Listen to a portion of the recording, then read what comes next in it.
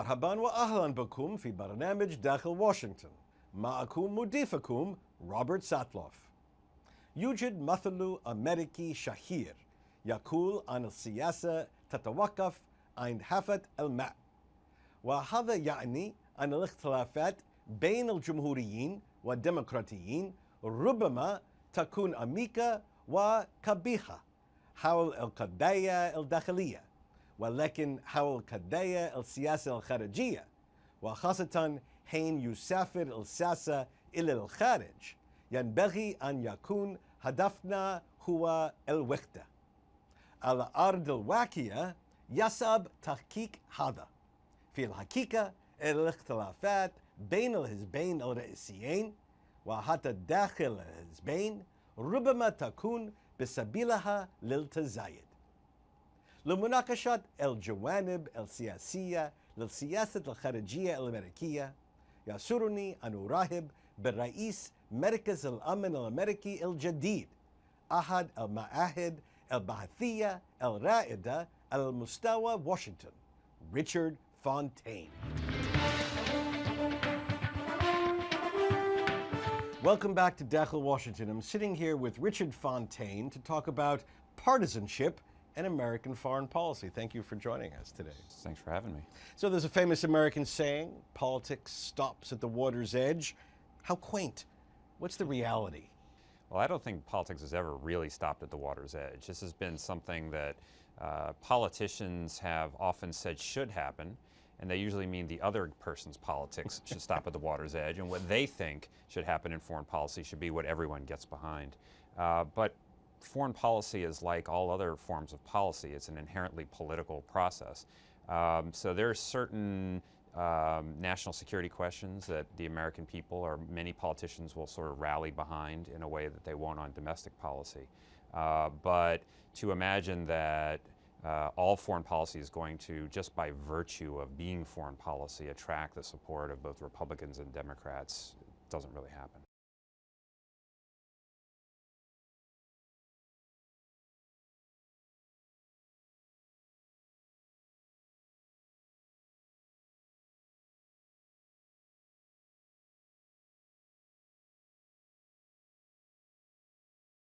Well, I would say there's a difference between nonpartisanship and bipartisanship. And in our think tank, we try to practice active bipartisanship. So we don't ask anyone to come in and stop being a Democrat or anyone to come in and stop being a Republican. Our institution doesn't take institutional views. And so individuals are free to disagree with each other, even within the same organization. And we would like them to be plugged into campaigns and to administrations in the sense that they are able to transmit their ideas for impact's sake. And we haven't found it too difficult to have Republicans and Democrats and independents all working together, but it does make our institution different in some ways from some that are more aligned on the left or more aligned on the right. So again, the difference between bipartisan and nonpartisan, how would you explain that to our Middle Eastern audience? To me, nonpartisan connotes kind of sanding off all of the rough edges of partisanship so that you might secretly be a Republican or secretly be a Democrat, but you're trying to act in a nonpartisan way and find the least common denominator approach to policy. Bipartisanship, I think, much more of Republicans and Democrats coming together to actively together pursue solutions that can appeal across parties. And I think there is a difference between those two things, including the kinds of individuals who get involved in that. If you require individuals to be nonpartisan, to abandon their party identification in the workplace, then I think you have a much smaller pool of people to draw from. In your experience, which issues among the spectrum of foreign policy issues, which issues trigger the most partisanship? And how has that evolved over time? Well, some of the issues that attract a lot of partisanship have analogs on the domestic side. So if you look at, for example, the funding for abortion in foreign aid or to the United Nations, that becomes a very partisan issue because there's an analog to the debate that's happening within the United States in domestic policy. So it's not really a foreign policy issue. No, it's really a social policy issue. And so you see some of those kinds of things. For many years, you saw a lot of partisanship around questions related to the United Nations. You see less of that now, but particularly in the 1990s, for example, Republicans tended to be much more skeptical of the United Nations, and Democrats tended to be much more in favor of the United Nations. As the war on terror grew in time, there became somewhat partisan debates over things, again, that have some domestic kinds of application, like surveillance questions, which are both foreign policy issues and domestic policy issues. And then you have a lot of issues that just aren't partisan, but they'll bring together some Republicans and some Democrats on one side and other Republicans and other Democrats on another side. And generally, do you think the tenor and tone of our foreign policy debate in our country is moving in the right direction in terms of building consensus across parties, or are we moving in the wrong direction? Well, I don't think we're in a very good place in general in terms of any political discussion that's trying to achieve consensus. Our domestic politics is very partisan and fragmented. There is right now the kind of debate that I see in American foreign policy, the likes of which we haven't seen in a while, which is really a debate about what's the underlying purpose of America's role in the world, how big should America's role in the world, how restrained should the United States be in the world. This has got partisan flavors, but within the parties, there are different camps that disagree with each other, and a lot of this is dissatisfaction with Iraq and Afghanistan and the expenses involved in that, and a kind of war weariness about the world that is encouraging people to debate about these things, but there is no consensus that I can identify. And how do we create consensus in our system? How much do we rely on leaders to make the environment of consensus to lead, versus the American people in their wisdom coming around to a logical, common sense conclusion about what is right for our country? It's some of both. If you look at the research behind popular opinion in the United States, on a number of different questions of foreign policy, the popular opinion stays relatively stable over time on some key questions about American engagement in the world, economic issues like trade and things like that. There'll be some ups and some downs, but generally stays pretty stable. But on specific issues, many times it actually takes a leader, and it takes the leader, the President of the United States, to galvanize support for a particular agenda. Sometimes on some issues, you'll see kind of a bubbling up either from popular opinion, as you did, for example, on Darfur for many years. There was many popular organizations got together, but it didn't translate really into a whole lot of change in policy. Sometimes you'll see it come up from the Congress, often when it's in opposition to a specific policy the administration is pursuing. But really, to set the terms for an active foreign policy agenda, it takes the President of the United States to articulate the case, and then to do so repeatedly, not just to say it once and then that's it, but to continue to make the case and explain to the Congress and to the American people why something is compelling. Now, we're now seeing in the United States President Obama in the process of a 180-degree turn from reluctance to engage in Iraq and Syria to now making this really one of the chief foreign policy items for the balance of his term, the urgency of engaging to degrade and destroy the Islamic State. How does that translate into our politics when Americans see a president make a major change in policy? Do people welcome this? Do people wonder about our leadership? What is the dynamic there?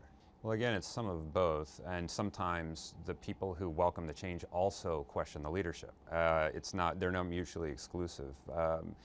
But it's hard to change from the president's view, as he expressed before, for example, that arming the Syrian rebels was a fantasy, that these were a group of farmers and so forth, to saying, well, as he has, we're requesting $500 million to do this. This is a key part of our strategy. This is the local force we have on the ground.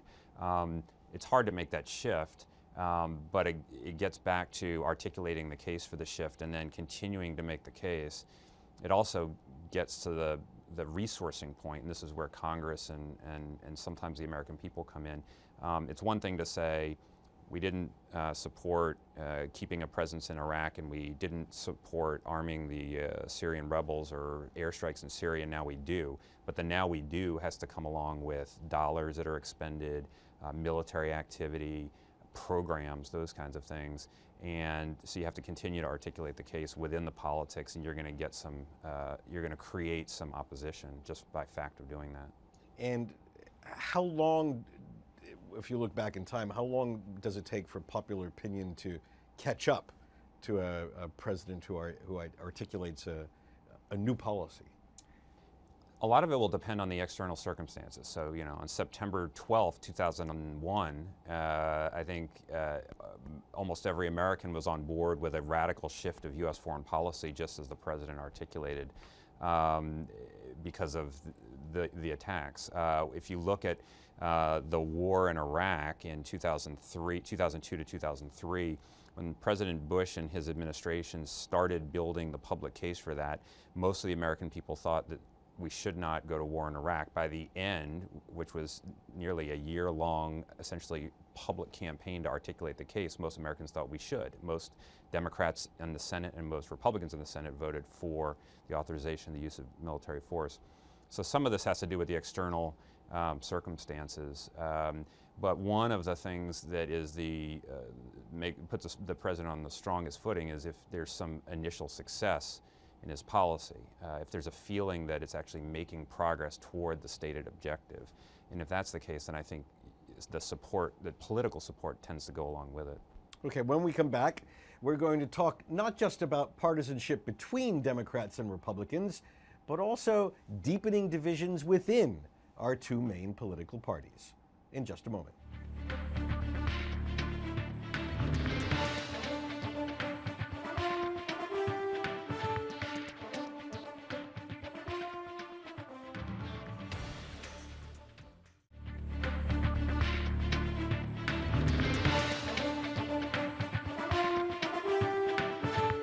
Richard Fontaine is the president of the Center for a New American Security, one of our nation's leading independent, nonpartisan research institutions.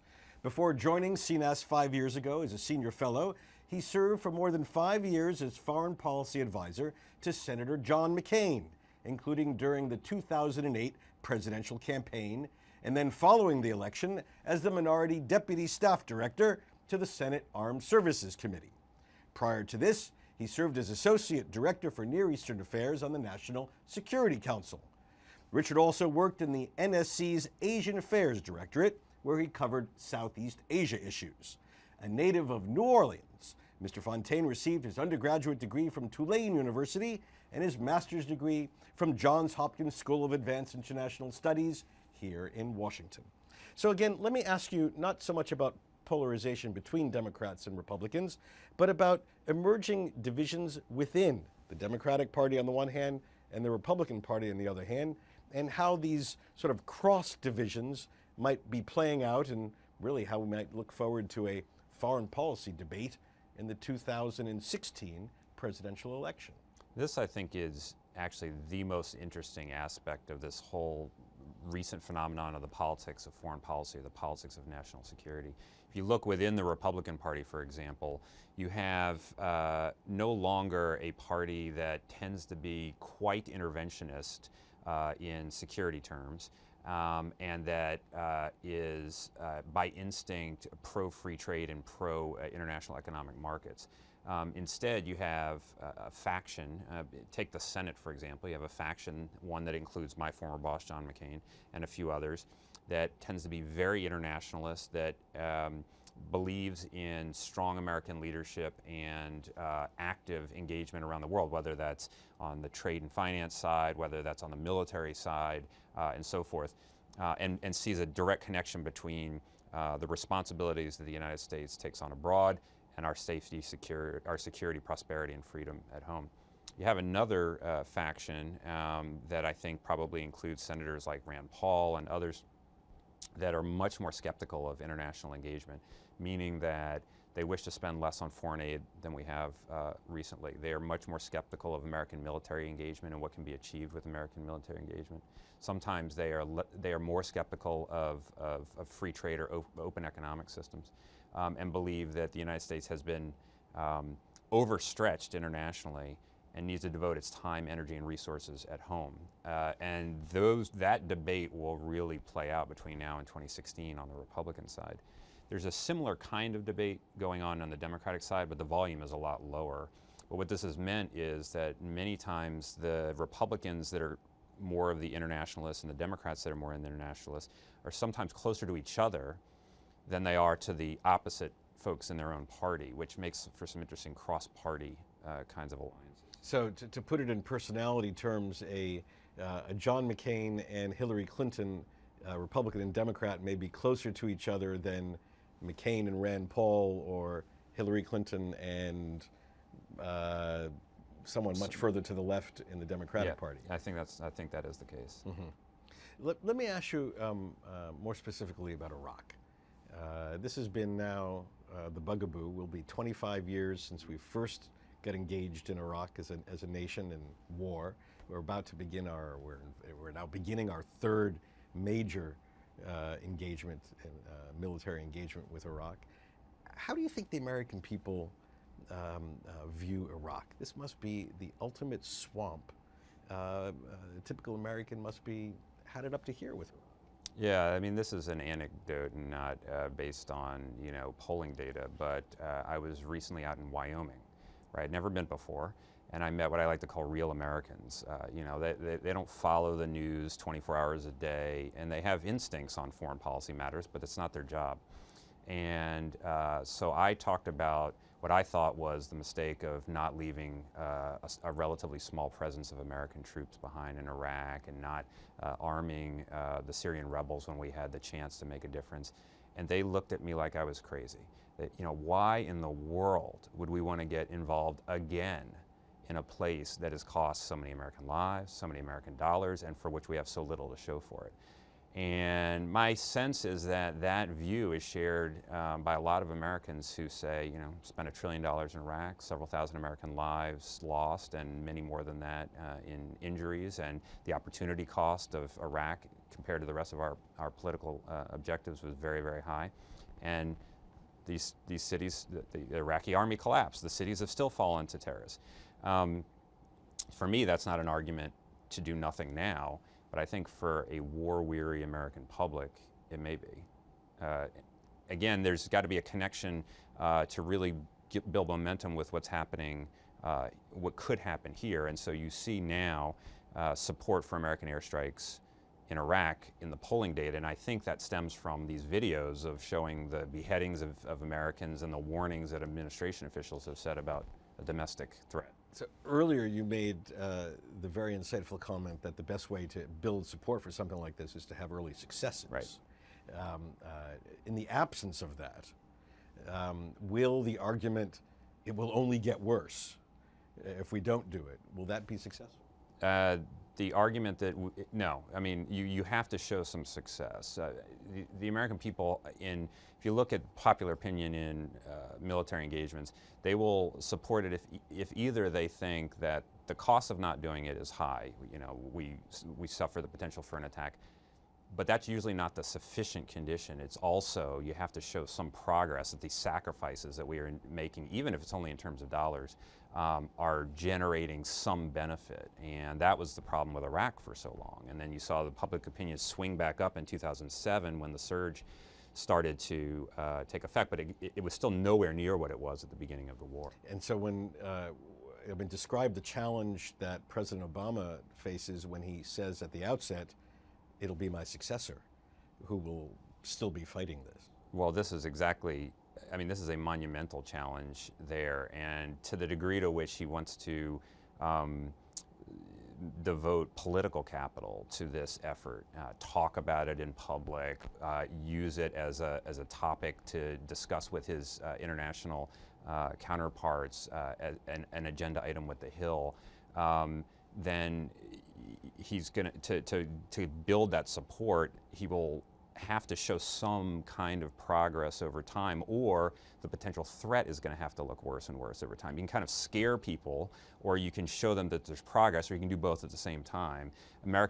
Presidents usually, they try a mix of these kinds of things, and sometimes it just kind of happens. But if people aren't scared and they don't see progress, that's when you get in political trouble. Richard Fontaine, thank you so much for joining us in Dakhil, Washington. Thank you. Very good.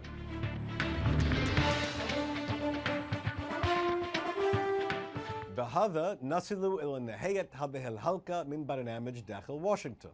إذا كانت لديكم أي استفسارات أو تعليقات حول هذه الحلقة، وخاصة حول العلاقة بين السياسة الداخلية والسياسة الخارجية في الولايات المتحدة، أرجو أن تتصلوا بي مباشرة على عنوان البريد الإلكتروني التالي insidewashington@alhura.com. معكم روبرت ساتلوف. شكرا لكم وإلى اللقاء.